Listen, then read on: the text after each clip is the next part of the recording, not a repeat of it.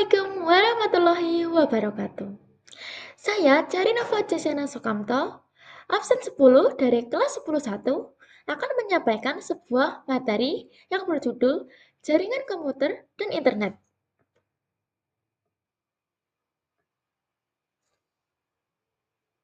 Yang pertama ada definisi jaringan komputer.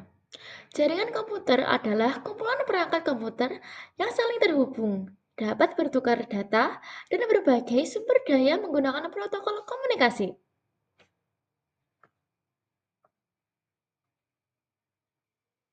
Lalu selanjutnya ada klasifikasi utama, terbagi menjadi dua, yaitu jaringan lokal dan internet.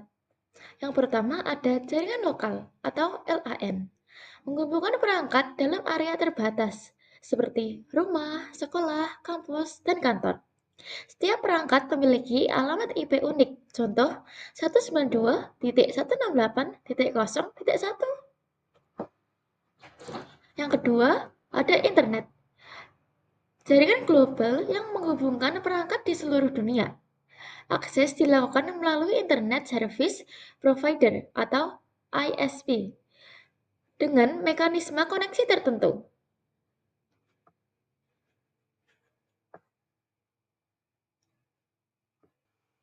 Nah, selanjutnya ada konektivitas internet.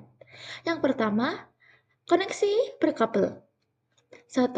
Dial-up menggunakan modem, komputer, dan sambungan telepon rumah. Yang kedua ada ADSL, Asymmetric Digital Subscriber Line, memakai saluran telepon dengan modem berfrekuensi 34 Hz sampai 114 Hz. Yang ketiga ada LAN, satu komputer sebagai server terhubung ke ISP lewat kabel telepon atau antena. Lalu yang kedua ada koneksi nirkabel. Yang pertama GPS, General Packet Radio Service, komunikasi data dan suara via gelombang radio. Yang kedua ada Wi-Fi, koneksi internet tanpa nirkabel, menggunakan standar wireless. Yang ketiga ada satelit, layanan berbasis antena parabola, memberikan kecepatan akses tinggi.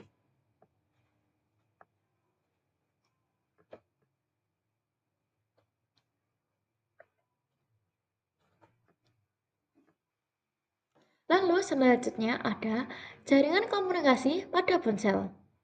Komunikasi data adalah proses mengirim dan menerima data melalui ponsel.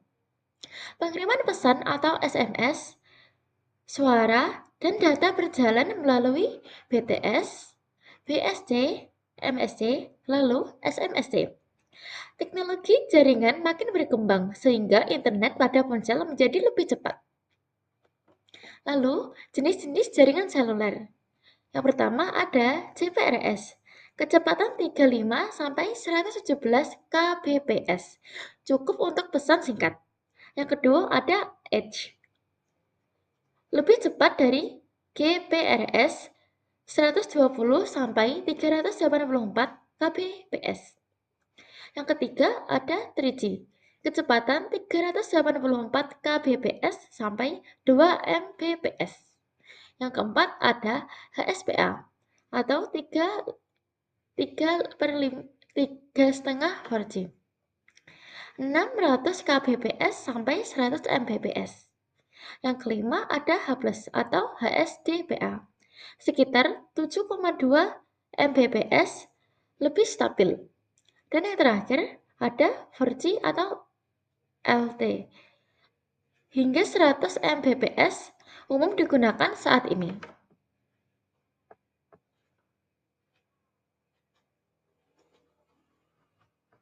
Lalu di sini ada komunikasi data dengan ponsel. Yang pertama, koneksi dengan kabel.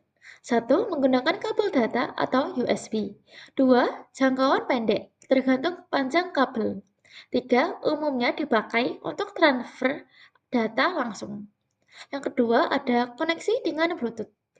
1. Tanpa kabel, memakai gelombang radio 2,45 GHz.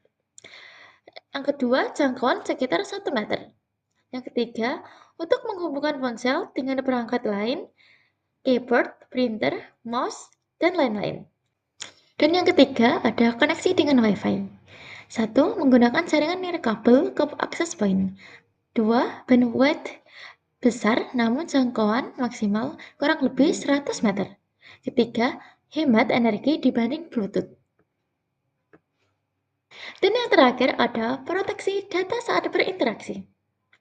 Yang pertama, ada pesan atau data yang tidak dienkripsi dapat dibaca pihak lain, contoh hacker. Yang kedua, saat mengakses situs penting atau login memasukkan data sensitif, pastikan memakai HTTPS. Yang ketiga, HTTPS menggunakan teknologi enkripsi SSL atau Secure Socket Layer. Yang keempat, SSL menjaga keamanan data dan memastikan situs asli, bukan palsu. Yang kelima, ada tanda situs aman. Yang keenam, ada ikon gembok di address bar. Dan yang terakhir, URL diawali HTTPS.